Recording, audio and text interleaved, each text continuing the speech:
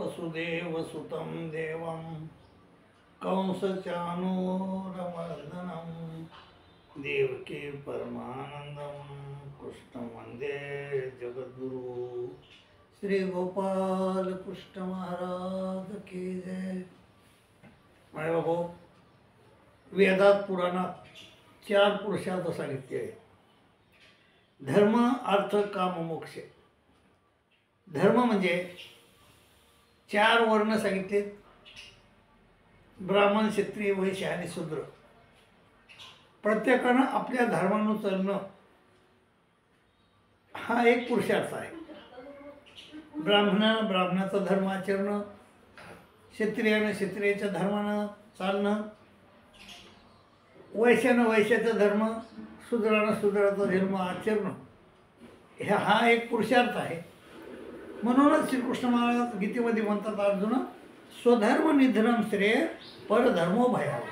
तुझा क्षत्रिय धर्म आहेस आणि तू म्हणतोस की मी आता भिक्षा मागतो आणि हा संन्यास घेतो, हे तुझं कर्तव्य नाही, हा पुरुषार्थ नाही तुझा आता युद्धात लढणं हा पुरुषार्थ आहे। म्हणून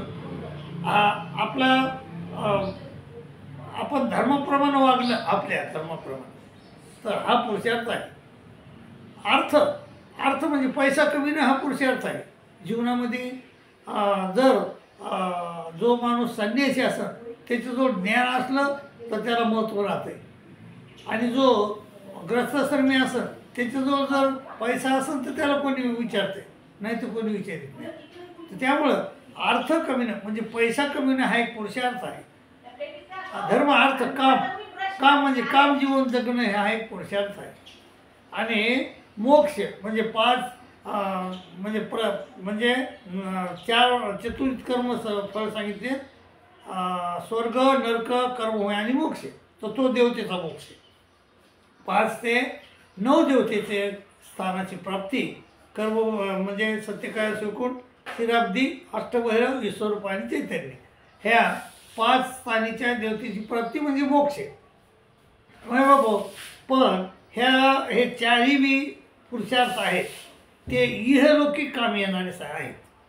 परलौकिक ते काम आपल्या येत नाही, परलौकिक त्याचा काही उपयोग नाही। परंतु मग आता आहे कोणाचा उपयोग? तर श्रीकृष्ण भगवान श्री चक्रधर स्वामी महाराज म्हणले, परमेश्वर पुरुषार्थ लाभापासूनही लाभ, परमेश्वराची प्राप्ती करून घेणं हा खरा पुरुषार्थ आहे। आणि तो लाभापासून लाभ आहे, मोठा लाभ आहे। त्यामुळं आपण सतत ह्या मनुष्य जन्मात आलो आहोत। परमेश्वरानं आपल्याला बुद्धी दिली, स्वातंत्र्य दिलं, वाचा दिली, आणि त्यामुळं आपण ह्या मनुष्य जन्मात आल्यानंतर आपण सदोदित विचार करायचा। कोणता विचार करायचा? की आपल्याला परमेश्वर कसा होईल, आपण ह्या 184च्या योजनेच्या दुःखातून सुटून कसं जाऊ। तर त्याकरता काय करायला पाहिजे? तर श्रीकृष्ण महाराजांना सांगितलंय की अर्जुना, प्रजाती यदा कामात सर्वान पार्थ मनोगतात। जो मनातील सर्व कामनाचा त्याग करतो, प्रजाती म्हणजे त्याग करतो, प्रजाती यदा कामान सर्वान पार्थ मनोगतात, आत्मनिवात्मना तुष्ट। आणि जो परमेश्वराच्या चिंतनामध्ये जो स्थित राहतो, परमेश्वराच्या याच्यामध्ये जो गढून राहतो चिंतनामध्ये, तो त्याला खरी परमेश्वर प्राप्ती होऊ शकते।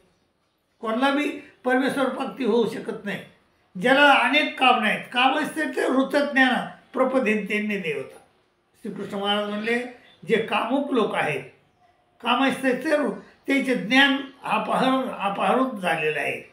काम असते तर ऋतज्ञान प्रपदिन्ते नेमता आणि तम नियमास्ते प्रकृती अन्यता स्वया।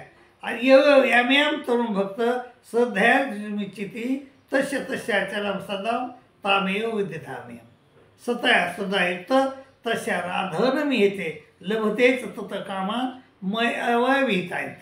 आणि अंती काय होते? अंत तू फलम तेषाम तद्भवतेल्पमेधसाम देवान देव यदो यांती मद्भक्त यांती मांपी। जे देवतेला भक्तात ते देवतेला प्राप्त होतात, आणि मला भजतात ते मला प्राप्त होतात। म्हणून आपल्याला खरा लाभ कोणता आहे? आपला परमेश्वर पुरुषार्थ लाभापासून लाभ। आणि मग परमेश्वर प्राप्तीसाठी आपण काय करायला पाहिजे, सर्व कामनाचा त्याग करायला पाहिजे. नाही तर कामना जर असत्यान तर परमेश्वराचं स्थान, परमेश्वर तिथं टिकू शकत नाही, परमेश्वर तिथं राहू शकत नाही. आपल्या हृदयातल्या कामना जर गेल्या तर परमेश्वर आपल्या हृदयात राहू शकतात, नाहीतर परमेश्वर आपल्या हृदयात राहतच नाही. जिथं कामना आहेत तिथं परमेश्वर नाही. आणि म्हणून कामनाला आपल्या हृदयातून काढून टाकायचं. प्रजातीयता कामात सर्वान पार्थ मनोगतात आत्मनेव आत्मनातुष्ट तिथपर्यंत निश्चित.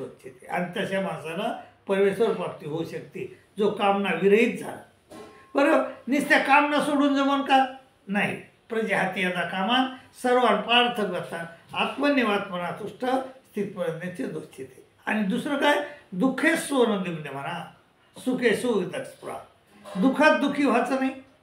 अहो, दुःखात दुःखी होत गेले, सुखात सुखी होत गेले तर परमेश्वराचं चिंतन का करणार? त्यामुळं दुःखे सोनदिग्ने म्हणा सुखे सुविधस्पुरा. सुख आले तर विगत भुरळून जाऊ नका, दुःख आलं तर त्याच्यामध्ये दुःखी होऊ नका, कारण सुख आणि दुःख हे खरे नाहीत. त्यामुळं तर श्रीकृष्ण महाराजांनी सांगितले की अर्जुन सुख दुःखे समे कृत्वा लाभालाभ जया जेव तो विधाय जस नैव पापमावसी. मग सुख खरं नाही आणि दुःख बी खोटं नाही. अहो, अनादि आद्यामुळं अज्ञान आलं, अज्ञानामुळं अन्यथा ज्ञान आलं, अन्यथा ज्ञानामुळं आद्यमुळं लागला, आणि आद्यमुळं सुख दुःख आलं. म्हणजे सुख दुःख खरं आहे का? अनादि आदी निघून गेली, सुख दुःख निघून गेलं, म्हणजे सुख दुःख खरं नाही. आणि पुन्हा प्रत्यक्ष जर त्याचा अनुभव तुम्हाला पाहायचा असला, समजा मी मुंबईला एखादा मुलगा नोकरीला आहे आणि इकडं त्याची आई वारली, त्याला कळालंच नाही, तर त्याला दुःख होईल का? नाही होणार. किंवा एखादी सुखाची गोष्ट घडली गावाकडं, त्याला कळालंच नाही, मग त्याला सुख होईल का?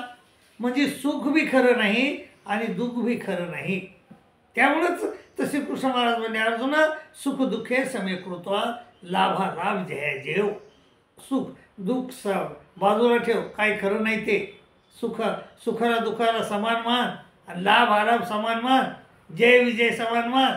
असं तर मग दुःखामध्ये दुःखी जो होत नाही, सुखात सुखी होत नाही आणि सतत परमेश्वराचं चिंतन करतो, त्याला परमेश्वर प्राप्त होऊ शकतो.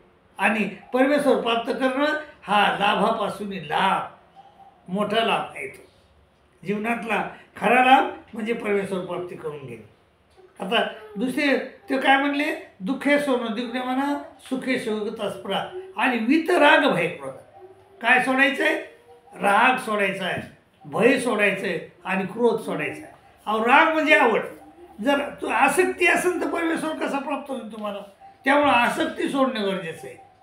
वितराग, आसक्ती, भय सोडून द्यायचं. वितराग, भय आणि क्रोध सोडून द्यायचा.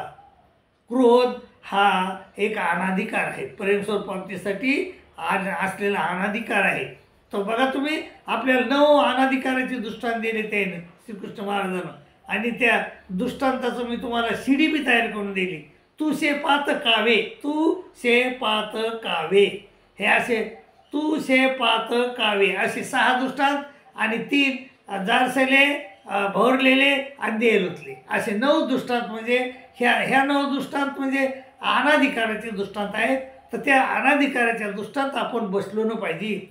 तर पहिला दृष्टांत कोणचा आहे? तुपा भाताच्या घासाचा. तर त्यामुळं त्याच्यात दुसरा आहे शेवाळ्या खडकाचा. शेवाळलेला खडक म्हणजे त्यांनी सांगितले की जो क्रोधी माणूस आहे, जो रागीट माणूस आहे, तो धर्माच्या योग्य नाही. त्यामुळं हा वितराग भय क्रोध सोडून द्यायचा. ज्याला क्रोध आहे तो माणूस परमेश्वर प्राप्तीला योग्य नाही. कारण ते म्हणले, भगवान श्री चक्रधर स्वामी महाराज म्हणले की जो शेवाळलेलं खडक आहे त्याच्यावर पाय ठेवूच नाही, आणि ठेवला तर त्या माणूस निष्ठून पडत आहे आणि आपले हातपाय फुटून जातात. तर त्यामुळं तसा जो माणूस आहे क्रोधी माणूस परमेश्वर प्राप्तीला योग्य नाही.